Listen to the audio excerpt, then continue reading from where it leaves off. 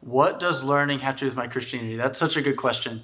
And I think, unfortunately, a lot of us, we fall into the culture's narrative, the American narrative of that learning happens in school and working or living or doing happens everywhere else. And that's really not true.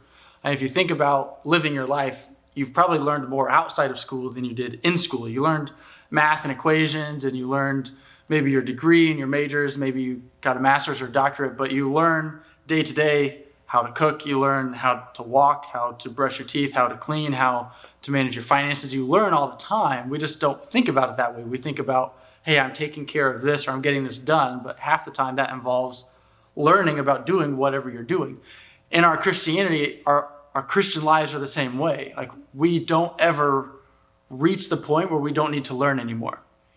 Whenever we are with Jesus, whenever that time comes, that's when my learning is going to be done.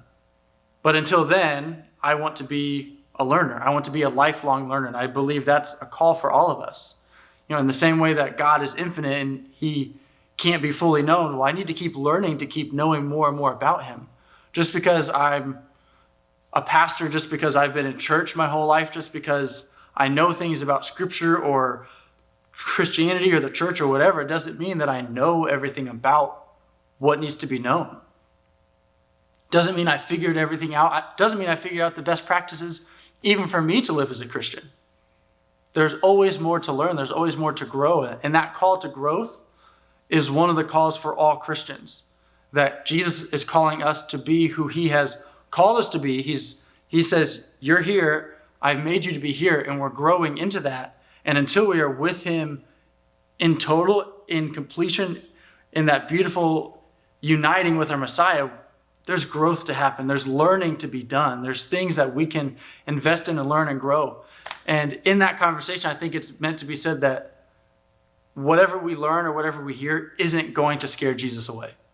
Just because we heard something that we don't understand or sounds a little bit scary doesn't mean that he doesn't understand. It doesn't mean that he's afraid.